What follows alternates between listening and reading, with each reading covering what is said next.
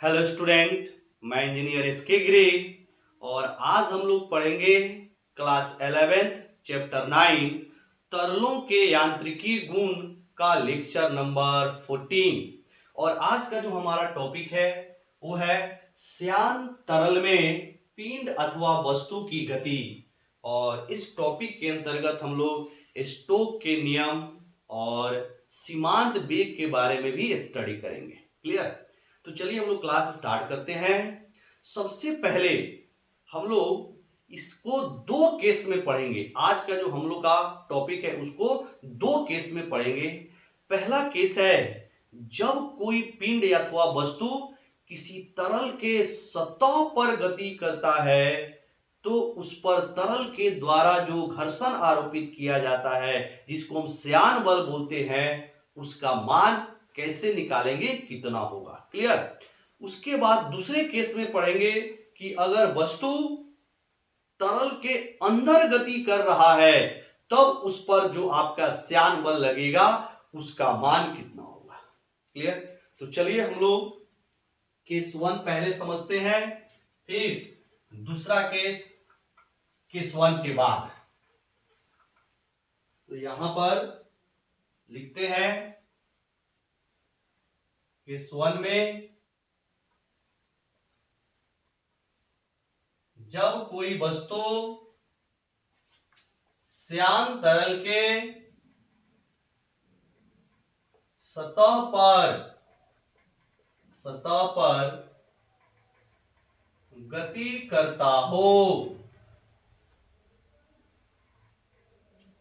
मान लीजिए यहां पर कोई श्यान तरल है और श्यान तरल कौन होता है? जो गैर आदर्श तरल जो होता है जिसको हम लोग नॉन आइडियल फ्लूइड बोलते हैं।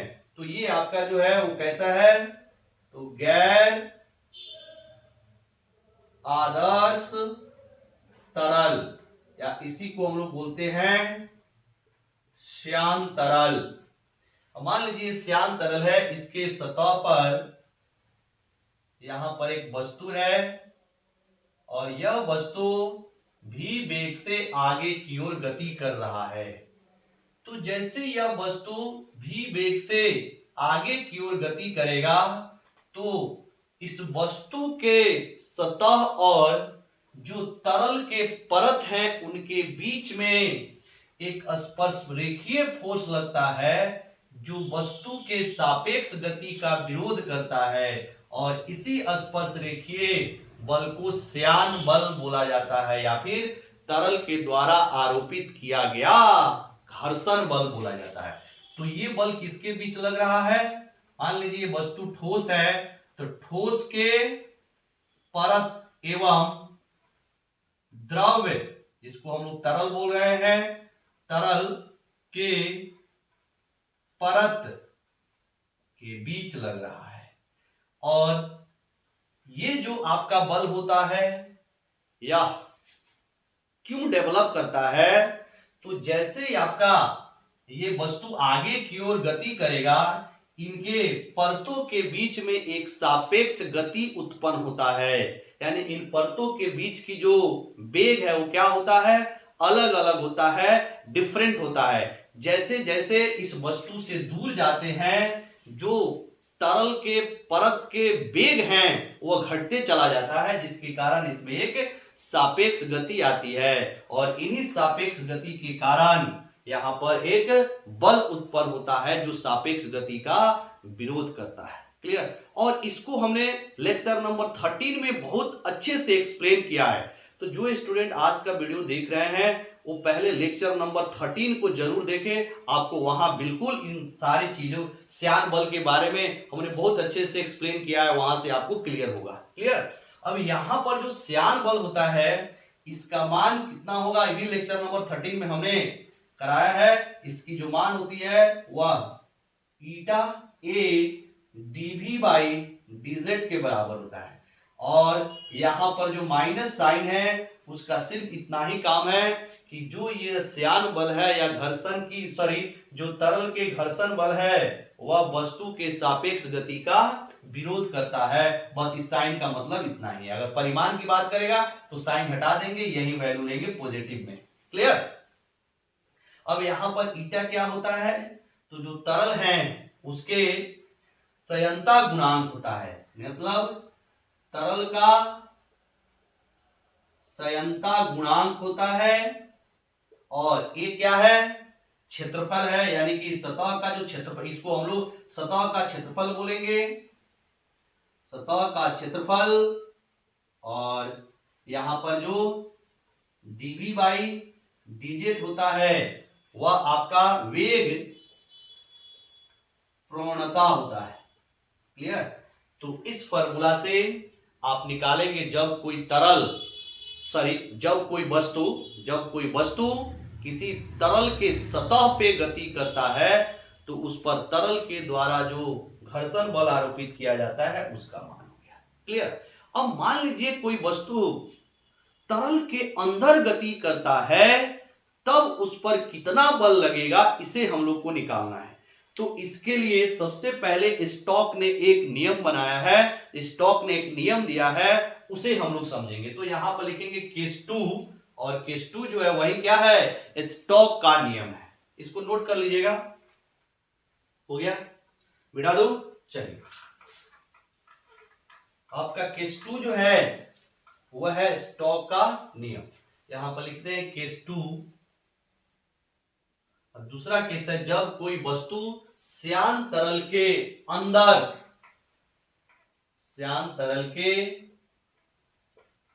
गति करता हो। और इसके लिए क्या है, स्टोक का नियम। अब देखिएगा स्टोक का नियम क्या है। स्टोक ने बताया कि जब कोई वस्तु किसी श्यान तरल के अंदर गति करता है तो उस वस्तु पर लगने वाला जो श्यान बल है उसका मान वस्तु के आकार एवं आकृति पर निर्भर करता है, दूसरा वस्तु के चाल पर निर्भर करता है, और तीसरा जो तरल है उसके संयंता पर निर्भर करता है। क्लियर? तो आइए यहां पर लिखते हैं स्टोक का नियम। जब कोई वस्तु किसी श्यान तरल के अंदर गति करता है तो वस्तु पर तरल के द्वारा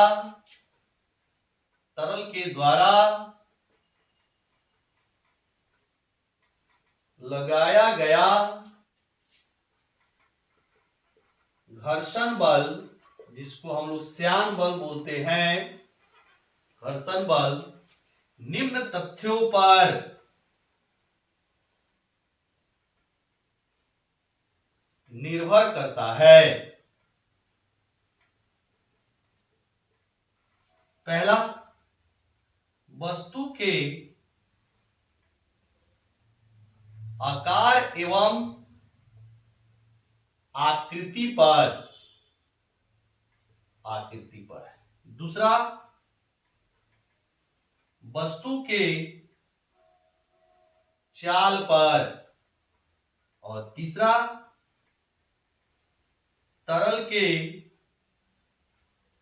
संयंता पर, इस पर निर्भर करता है।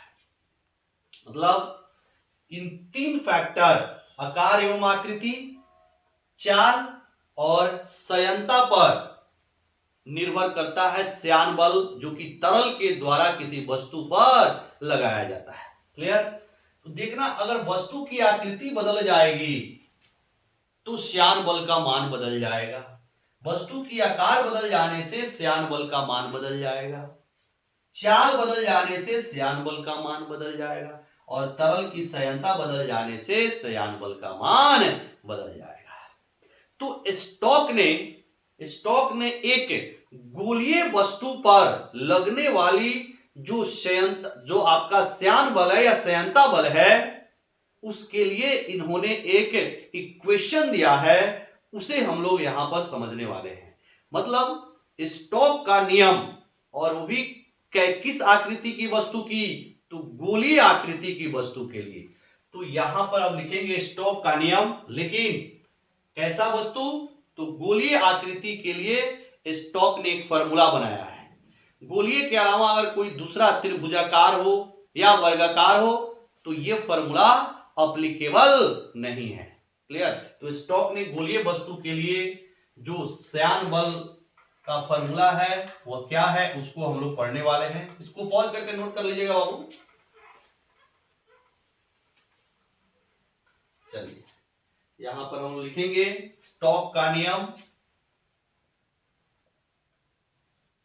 स्टोक का नियम किस तरह के वस्तु के लिए? तो गोलीय वस्तु के लिए। गोलीय वस्तु के लिए।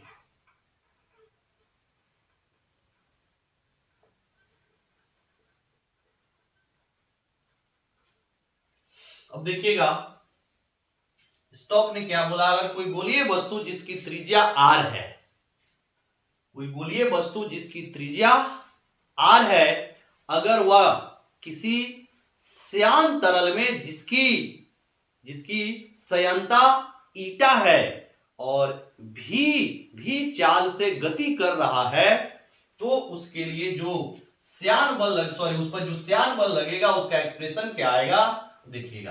पहले इसको लिख लेते हैं, लिख लेंगे। जब कोई गोलीय वस्तु, ऐसे लिखेंगे, गोलीय वस्तु जिसकी त्रिज्या, गोलीय वस्तु जिसकी त्रिज्या स्मॉल r है तथा यह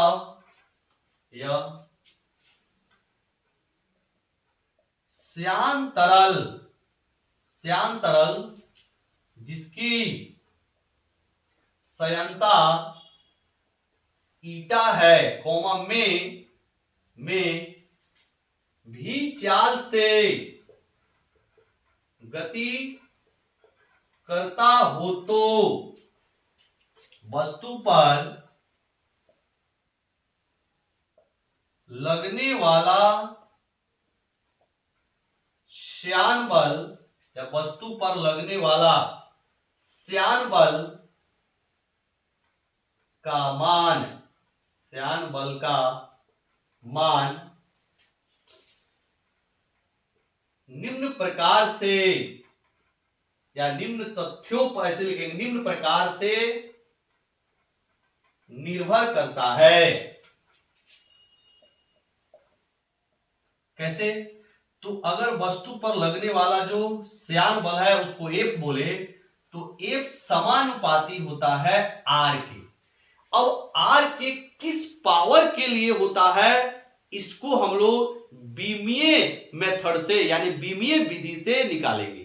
तो आपका श्यान बल जो समानुपाती R के पावर A के, यानी R के A घात के समानुपाती, जो आपका श्यान बल है वो समानुपाती वस्तु के चाल के B घात के समानुपाती, और वस्तु के आपका जो श्यान बल है वह तरल के श्यानता गुणांक के C घात के समानुपाती होता है।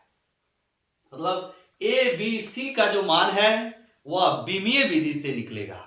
तो स्टोक ने गोलीय वस्तु पर जो लगने वाला श्यान बल है उसके लिए क्या बोला कि श्यान बल जो गोलीय वस्तु पर लग रहा है तरल के द्वारा, वह वस्तु के त्रिज्या के A घात के समानुपाती, वस्तु के वेग के या चाल के B घात के समानुपाती, और वस्तु के तरल के श्यानता गुणांक के C घात के समानुपाती। ऐसे अब इन तीनों को अगर हम लोग एक साथ लिखे, मान लो यहाँ पे इक्वेशन 1, इसको इक्वेशन 2, इसको इक्वेशन 3 बोल दे, समीकरण 1, समीकरण 2 और समीकरण 3 से क्या मिलेगा? यहाँ पे लिखेंगे समीकरण 1, 2 एवं 3 से क्या हो जाएगा?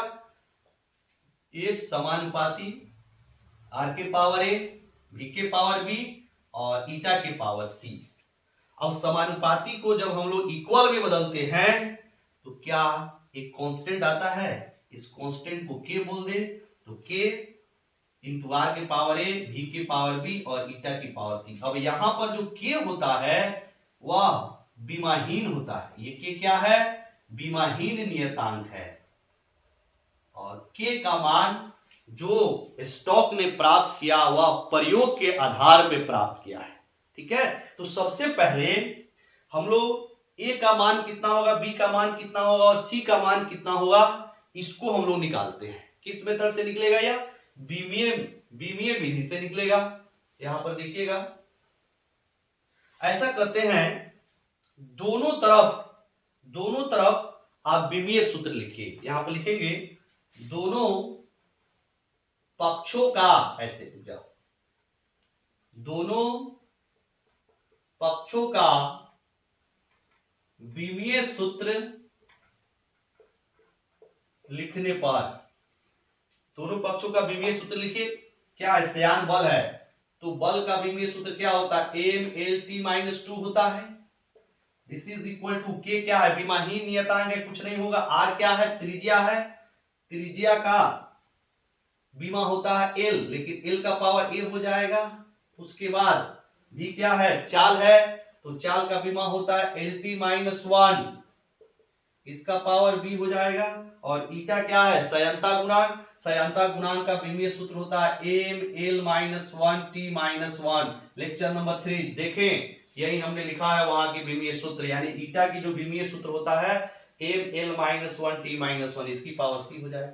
अब इसको जब सॉल्व करेंगे तो ये हो जाएगा एम एल टी माइनस 1, और यहां पर देखिएगा एम की पावर क्या हो जाएगा, सी, एम की पावर सी हो गया। अब एल की पावर क्या हो जाएगा, यहां पर एल की पावर ए है और यहां पर एल की पावर बी है और यहां पर एल की पावर माइनस सी हो जाएगा। तो अगर आपका बेस बराबर होता है तो पावर का जोड़ हो जाएगा, यानी ए प्लस बी माइनस सी हो गया।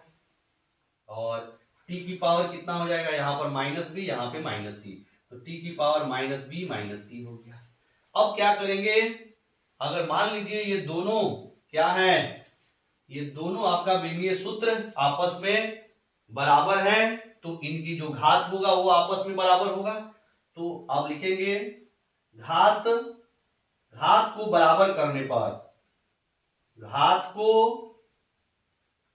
बराबर करने पर क्या हो जाएगा, यहां पर c है, m की पावर c है, यहां m की पावर 1 है, तो c बराबर कितना हो जाएगा 1। दूसरा l पर आइएगा, तो यहां पर l की पावर 1 है, यहां पर a प्लस बी माइनस सी है, क्या हो जाएगा a प्लस बी माइनस सी बराबर 1। और इसमें आके देखेंगे तो कितना हो जाएगा, इधर t का जो पावर है वो माइनस बी माइनस सी और यहां पर t की पावर कितना है माइनस 1। ठीक है, अब यहां से c का मान रख दीजिए, तो ये हो जाएगा minus b minus 1 is equal to कितना, यहां पर एक सेकेंड सॉरी, यहां पर t की पावर माइनस 2 ना है, देखिएगा यहां पर t की पावर माइनस 2 है। ठीक है, तो ये हो जाएगा b minus c is equal to minus 2। अब c की जगह पे हमने 1 रख दिया तो minus b minus 1 is equal to क्या हो गया माइनस 2। अब यहां से देखेंगे तो minus b is equal to minus 2 plus 1 is equal to minus 1, ये माइनस से माइनस कट गया, यानी b इज इक्वल टू 1 आ गया। अब क्या करेंगे, इस इक्वेशन में b और c का मान उठा के रख दीजिए, तो a b बराबर v1 और c बराबर v1 इज इक्वल टू 1, ये 1 से 1 कट जाएगा तो a की पावर कितना हो जाएगा 1, यानी कि a की पावर v1, b के पावर b, सॉरी पावर बोले हैं, a का मान v1, b का मान v1 और c का मान v1। अब 1 1 करके यहां पे रख देंगे तो स्टॉक का नियम जो है, यानी उसके द्वारा जो स्टॉक के द्वारा जो दी गई फॉर्मूला है वो हमारा निकल जाएगा। तो आइए यहां पे वैल्यू रखते हैं, चलिए पहले इसको आप पॉज करके नोट कीजिएगा, हो गया। आइए यहां पर जो वस्तु पर लगने वाला जो श्यान बल है वह के ए की पावर सॉरी आर की पावर में 1, v का पावर 1 और ईटा की पावर 1। और यहां से जो k का मान आता है प्रयोग के आधार पर, यानी स्टोक ने कई सारा एक्सपेरिमेंट किए और उसके आधार पर जो के का मान प्राप्त किए, उसकी वैल्यू जो आई वह 6 पाई के बराबर, 6 इंटू पाई के बराबर आया। मतलब यहां पर लिखेंगे प्रयोग के आधार पर, प्रयोग के आधार पर स्टोक ने के बराबर 6 पाई प्राप्त किए। ठीक है, तो यहां पर अब जो एफ का मान हो जाएगा वो कितना हो जाएगा, 6 पाई। पहले हम ईटा लिख देते हैं, फिर आर लिख देते हैं और भी लिख देते हैं।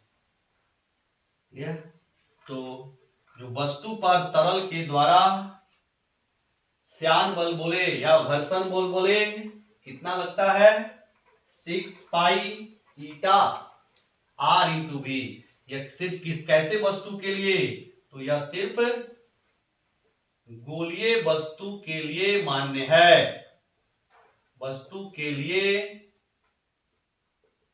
मान्य है।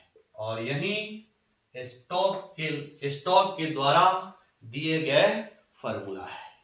अब देखिए, क्या वस्तु के वेग पे निर्भर कर रहा है कि नहीं श्यान बल, और आर का मान क्या है, आर का मान मतलब वस्तु के आकार पे निर्भर कर रहा है। और दूसरा यहां पर क्या है, ईटा, मतलब तरल के संयंता पर निर्भर कर रहा है। ठीक है, तो इसको आप नोट करेंगे। अब हम लोग चलते हैं सीमांत वेग क्या है, इसको समझते हैं, सीमांत वेग के बारे में। चलिए, नोट हो गया। आइए अब नेक्स्ट हेडिंग लगाएंगे, सीमांत वेग, जिसको इंग्लिश में टर्मिनल वेलोसिटी बोला जाता है। सीमांत वेग, और इसको इंग्लिश में टर्मिनल वेलोसिटी बोला जाता है। सीमांत वेग, टर्मिनल वेलोसिटी। अब देखना यहां पर सीमांत वेग और टर्मिनल वेलोसिटी के बारे में। मान लीजिए ये कोई आपका श्यान तरल है, यानी नॉन आइडियल फ्लूइड है, और इस श्यान तरल में एक वस्तु को नीचे की ओर गिराया जा रहा है। ठीक है, तो सबसे पहले हम लोग ये समझते हैं कि इस वस्तु पर कौन कौन सा बल लग रहा है, इसको हम लोग यहां पर देखते हैं। तो जैसे आप तरल में मतलब श्यान तरल में आप किसी वस्तु को नीचे की ओर छोड़ते हैं, गिराते हैं, तो सबसे पहले इस पर जो एक बल लगेगा वह वस्तु का वेट होगा, मतलब m इंटू जी के बराबर। दूसरा, ऊपर की ओर दो बल लगेंगे। पहला तो तरल के द्वारा लगाया गया श्यान बल, क्योंकि वस्तु नीचे की ओर गिर रहा है, तो जो श्यान बल लगेगा तरल के द्वारा वो किधर लगेगा, वस्तु के सापेक्ष गति के विपरीत, मतलब ऊपर की ओर। तो ये हो गया आपका श्यान बल तरल के द्वारा लगाया गया। और इसमें एक और बल लगेगा जो तरल लगाएगा, उसको हम लोग बोलते हैं उत्प्लावन बल, यानी अपथ्रस्ट फोर्स। जब किसी वस्तु को आप डुबाते हैं या फिर कोई वस्तु किसी तरल के अंदर गति कर रहा होता है, तो उस वस्तु पर तरल के द्वारा एक बल लगता है जो कि अपवर्ड होता है, ऊपर की ओर होता है। उस बल का जो नाम होता है वो होता है उत्प्लावन बल। तो यहां पर इस वस्तु पर एक अपथ्रस्ट लगेगा जो तरल के द्वारा लगेगा, इसको हमने यू से दिखाया। और इस अपथ्रस्ट का जो मान होता है, उत्प्लावन बल का जो मान होता है, वह भी रो जी के बराबर होता है। और ये जो भी है वो है वस्तु के द्वारा विस्थापित की गई तरल का आयतन, अथवा मतलब कितना आयतन होगा, मतलब कोई भी एक वस्तु कि अगर मान लीजिए उसको डुबा रहे हैं तो वह कितना आयतन विस्थापित करेगा, जितना वस्तु का आयतन होगा। तो इसको याद करके भी लिख सकते हैं, यह उसी के बराबर होगा, मतलब वस्तु के द्वारा विस्थापित की गई तरल का जो आयतन होगा वह वस्तु के आयतन के बराबर होगा। और जो रो होता है वह तरल का घनत्व होता है, तरल का घनत्व होता है। जी के बारे में हम लोग जानते हैं, क्लियर। तो ये फोर्स लगेगा जब भी आप किसी वस्तु को डुबाते हैं तो वस्तु पर एक ऊपर की ओर फोर्स लगता है जिसको उत्प्लावन बल बोलते हैं। यानी कि ये जो बल है उसका नाम है उत्प्लावन, इंग्लिश में बोलते हैं अपथ्रस्ट, क्लियर। और इसका मान कितना होता है, भी रो जी के बराबर। कौन क्या है हमने लिख दिया। अब देखिएगा यहां पर जो इस वस्तु पर नेट बल लग रहा है वह नेट बल नीचे की ओर है, मतलब इस वस्तु पर जो बलों का कुल प्रभाव है वो किधर लग रहा है, नीचे की ओर। मतलब यहां पर जो mg है, अगर इसको हम लोग एक नंबर पोजीशन बोले तो पोजीशन एक पर जो mg का मान है वह इन दोनों बलों के योगफल के मान से बड़ा है, मतलब F प्लस U से बड़ा है आपका mg। मतलब यहां पर जो वस्तु पर लगने वाला जो F नेट है उसका मान 0 के बराबर नहीं है, यानी 0 के बराबर नहीं है। ये F नेट किधर लग रहा है, नीचे की ओर। मतलब वस्तु को गिरा रहे हैं तो नेट बल नीचे की ओर लग रहा है। अब इस नेट बल के कारण इस वस्तु के अंदर क्या होगा, एक त्वरण उत्पन्न होगा, क्योंकि त्वरण बराबर क्या होता है, वस्तु पर लगने वाला नेट बल डिवाइडेड बाई वस्तु का मास, वस्तु का द्रव्यमान। तो एक की दिशा वही होता है जो F नेट का दिशा होता है। इसका मतलब है कि वस्तु की जो त्वरण होगी वह नीचे की ओर होगी। अब देखिएगा किसी वस्तु में त्वरण है, इसका मतलब है कि वस्तु का वेग बढ़ रहा होगा। अगर किसी वस्तु में त्वरण है तो समय के साथ या दूरी के साथ जो वस्तु का वेग है वो क्या हो रहा होगा, बढ़ रहा होगा। तो यहां पर जैसे जैसे ये वस्तु नीचे की ओर आएगा इसकी वेग बढ़ेगी, यानी यहां पर वस्तु का जो वेग है वो कैसा है, इंक्रीजिंग है, यानी कि बढ़ रहा है। वस्तु का जो यहां पर भी क्या है, बढ़ रहा है, बढ़ रहा है। मान लीजिए जैसे जैसे ये वस्तु नीचे आएगा इसकी वेग बढ़ेगी। मान लीजिए यहां पर आया एक पोजीशन हमने लिया सेकंड पोजीशन। अब वेग बढ़ने से क्या होगा, वस्तु पर लगने वाला श्यान बल का मान बढ़ेगा, क्योंकि श्यान बल कितना होता है, अभी हम लोग देखा स्टोक का नियम 6 पाई ईटा इंटू आरबी। मान लीजिए वस्तु आपका गोलीय वस्तु है तो ये लगेगा। अब जैसे जैसे वस्तु का वेग या चाल बढ़ेगा तो क्या होगा, श्यान बल का मान बढ़ेगा। अब श्यान बल का मान बढ़ रहा है और जो आपका mg और u है वो हमेशा फिक्स रहेगा, क्योंकि वस्तु का मास और g का मान फिक्स है। और यहां पर जो आपका उत्प्लावन बल है वो भी रो जी, यह भी वैल्यू फिक्स है, क्योंकि आपका आयतन फिक्स रहेगा वस्तु का, आपका तरल का घनत्व तो फिक्स रहेगा, जी का मान फिक्स रहेगा। मतलब ये वैल्यू और ये दोनों के दोनों क्या है, ये फिक्स है, ये फिक्स है। इसका मतलब है ये अगर एक बढ़ रहा है, एक बढ़ रहा है तो ये पूरी वैल्यू बढ़ेगा। तो एक समय ऐसा आएगा, एक समय ऐसा आएगा कि F प्लस U का जो मान है वह किसके बराबर हो जाएगा, mg के बराबर हो जाएगा। बात समझ में आ रहा है। अगर वेग बढ़ रहा है तो v बढ़ रहा है, v बढ़ रहा है, इसका मतलब है v प्लस u का मान बढ़ रहा है। इसका मतलब एक समय ऐसा आएगा कि F प्लस u का मान किसके बराबर हो जाएगा, mg के बराबर हो जाएगा। तो मान लीजिए सेकेंड पोजीशन पे आपका यहां पे लिख रहे हैं, सेकेंड पोजीशन पर जो mg है वह किसके बराबर हो गया, F प्लस u के बराबर हो गया, क्लियर। तो यहां पर जैसे ये F प्लस u के बराबर हो गया तो F नेट कितना होगा, F नेट का मान कितना हो जाएगा, 0, क्योंकि mg नीचे लग रहा है और ये दोनों फोर्स ऊपर की ओर लग रहा है। तो ये दोनों अगर बराबर है तो F नेट का मान 0 आ जाएगा कि नहीं, क्योंकि F नेट कितना होगा, नीचे की ओर लिखे तो mg minus F minus u कितने के बराबर हो जाएगा, 0 के बराबर। अगर F नेट 0 हो जाएगा इसका मतलब है एक्सेलरेशन की वैल्यू भी कितनी हो जाएगी, 0 हो जाएगी। अब देखिए अगर किसी वस्तु का एक्सेलरेशन 0 होता है इसका मतलब है कि वस्तु एक समान वेग से गति कर रहा होगा, यानी वस्तु का जो वेग है वो कांस्टेंट हो गया होगा। क्लियर। अब यहां पर जो आपका वस्तु है वो क्या होगा, यहां पर वस्तु किस वेग से नीचे की ओर गिर रहा होगा, वस्तु यहां v बराबर नियत, और यहां पर जो भी नियत होता है इसी को हम लोग बोलते हैं, इसी वेग को हम लोग बोलते हैं सीमांत वेग। सीमांत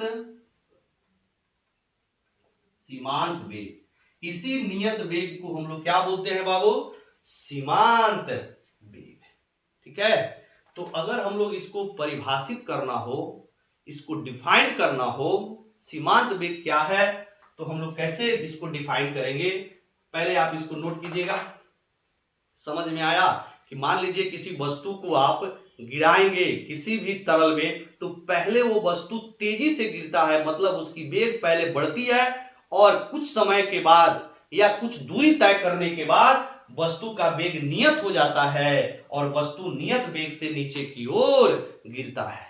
तो इस नियत वेग को हम लोग बोलते हैं सीमांत वेग। क्लियर। अब सीमांत वेग का आप एग्जाम्पल भी समझ लीजिए। जैसे बारिश की जो बूंदे होती है वो पहले ऊपर से आता है तेज वेग से, और कुछ दूरी तय करने के बाद जो बारिश की बूंदे होती है वह एक समान वेग से गिरने लगता है।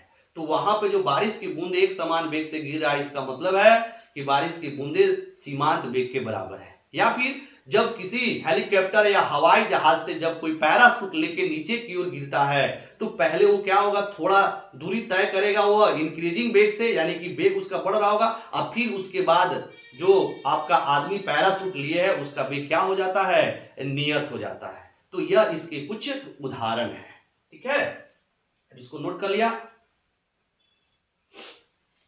चलिए इसका हम लोग परिभाषा लिखते हैं और फिर गोलीय वस्तु के लिए सीमांत वेग का मान कितना आएगा उसको भी हम लोग निकाल के देखेंगे। हो गया। आइए यहां पर, तो सीमांत वेग कहां से हम लोग को मिलता है, जब आपका mg और f प्लस u का मान एक समान हो जाता है, वहां से। आप इसको मिटा दे रहे हैं। सीमांत वेग का क्या परिभाषा होगा, जब किसी वस्तु को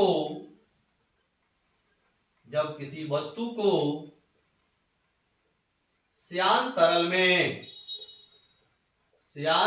में गिराया जाता है, तो वस्तु के द्वारा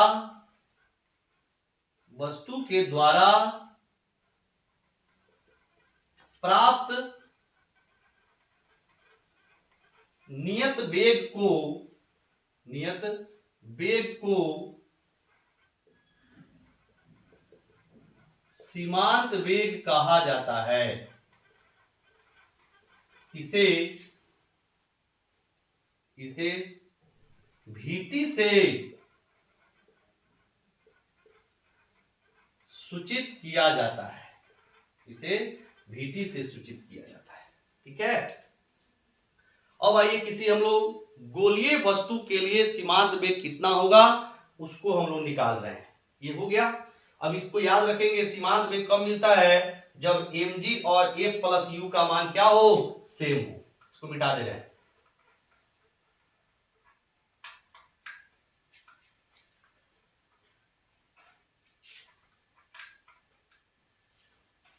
यहां पे लिखते हैं, एक सेकंड थोड़ा सा इसमें इंक डाल लिया जाए।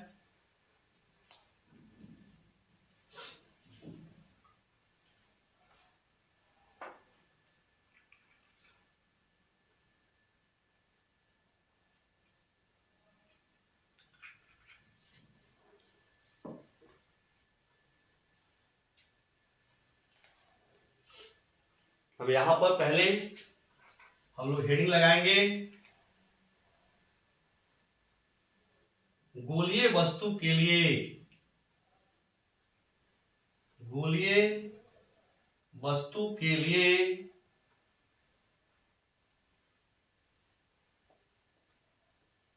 सीमांत वेग। मान लीजिए कि एक गोलीय वस्तु है जिसकी त्रिज्या दिया हुआ है, त्रिज्या दिया हुआ है गोलीय वस्तु का आर। त्रिज्या क्या है गोलीय वस्तु का? आर है। और तरल की घनत्व दिया हुआ है रो। अब वस्तु का घनत्व, जिस वस्तु का गिराया जा रहा है उसका घनत्व दिया है कितना? सिग्मा। वस्तु का त्रिज्या दिया हुआ है आर, उसके बाद में तरल का घनत्व दिया हुआ है रो, और वस्तु का घनत्व दिया हुआ है सिग्मा। तो यहां पर क्या लिखेंगे? mg वस्तु पर लगने वाला जो उसका कौन सा बल, जो भार है, वह किसके बराबर? A प्लस यू के बराबर होगा। और यहां से mg is equal to F कितना? तो 6 pi eta r into v. अब यहां पर ईटा आया, इसको भी मान लीजिए। यहां पर ईटा जो है वो क्या है? तो तरल का, यहां पर लिखते हैं तरल का क्षयंता गुणांक, क्षयंता गुणांक ये भी मान लीजिए दिया हुआ है ईटा के बराबर। तरल का क्षयंता गुणांक ईटा के बराबर है। उसके बाद आपका वस्तु का घनत्व दिया हुआ है, तरल का घनत्व दिया हुआ है, त्रिज्या दिया हुआ है, ये आ जाएगा। प्लस प्लस यू का मान अभी हमने बताया भी रो जी। क्लियर? अब यहां पर अगर हम लोग द्रव्यमान को लिखें घनत्व और आयतन के टर्म में, तो क्या हो जाएगा? आपका मास बराबर, यानी कि द्रव्यमान बराबर घनत्व और गुना आयतन भी हो गया इंटू जी। अब वस्तु का जो आपका घनत्व दिया हुआ है वो कितना दिया है? सिग्मा दिया है। तो यहां पर वस्तु पर लगने वाला जो आपका भार है, वहां पर m का मान कितना हो जाएगा? घनत्व अगुना आयतन, वही हो जाएगा द्रव्यमान। ये बराबर हो जाएगा 6 pi eta r into we. और फिर ये हो जाएगा, यहां पर जो v होगा क्या ये vt के बराबर होगा? एक सेकेंड, यहां पर ये जो v होगा वो vt के बराबर। बोलिए vt के बराबर क्यों होगा? क्योंकि जो वस्तु है दूसरे जो पॉइंट हमने बताया था वहां से एक समान नियत वेग से गति कर रहा होगा। और एक समान जो नियत वेग है उसी को हम लोग सीमांत वेग बोले, तो सीमांत वेग को vt से हम लोग डिनोट करेंगे। तो यहां पर जो वेग होगा वो vt के बराबर होगा। और ये जो आपका v है वो वॉल्यूम है, कंफ्यूज नहीं होना। यहां पर ये वॉल्यूम है और ये जो v है वो क्या है? सीमांत वेग है। फिर यहां पर ये जो v है वो क्या है? वॉल्यूम है। ये हो जाएगा अब प्लस v रो जी। अब यहां पर v का मान क्या होगा? v का मान हम लोग लिख सकते हैं, वस्तु का जो आयतन है वो कितना होगा? वस्तु आपका गोलीय वस्तु है तो गोला का आयतन क्या होता है? 4/3 पाई आर क्यूब। और जो आपका वस्तु का त्रिज्या वो कितना? स्मॉल आर है। तो यहां पर लिख सकते हैं सिग्मा गुना 4/3 pi R small cube into G बराबर 6 पाई ईटा आर वीटी। और फिर यहां पर ये जो होता है वस्तु के द्वारा विस्थापित की गई तरल का आयतन, और वो कितने के बराबर होता है? जो वस्तु का आयतन होता है। तो फिर यहां पे हो जाएगा 4/3 पाई आर क्यूब, और यहां पर आ जाएगा रो इंटू जी। हम लोग ऐसा करते हैं कि इस मान को इधर लाइए, तब जाके vt निकलेगा। तो vt बराबर क्या होगा? पहले इसको आप थोड़ा नोट कीजिएगा, उस साइड का हम मिटाने वाले हैं। ठीक है, मेरे पास जगह नहीं है, हो गया, नोट कर लिए होंगे। इसको हम मिटा रहे हैं, इसका कोई काम अब नहीं है। इसको भी मिटा देते हैं, इसको भी मिटा दे रहे हैं। देखिएगा इसी चीज को यहां ऊपर से लिख रहे हैं। अब यहां से तो ये आ जाएगा आपका sigma into 4/3 pi R cube into G, और माइनस इसको लाएंगे तो 4/3 हो जाएगा pi R cube rho into G बराबर 6 पाई ईटा आर वीटी, ये आ जाएगा। ठीक है, अब इस सबको मिटा देगा, अब इतना इसका कोई काम नहीं है। चलिए अब आगे की ओर इसको प्रोसीड कर रहे हैं। देखिएगा यहां से 4/3 pi R cube into G common आ जाएगा, इसमें बच जाएगा sigma minus rho. This is equal to 6 pi eta R ET. अब यहां से पाई कट रहा है, ये आपका 3 दूना 6 और 2 दूना 4, ये भी कट गया।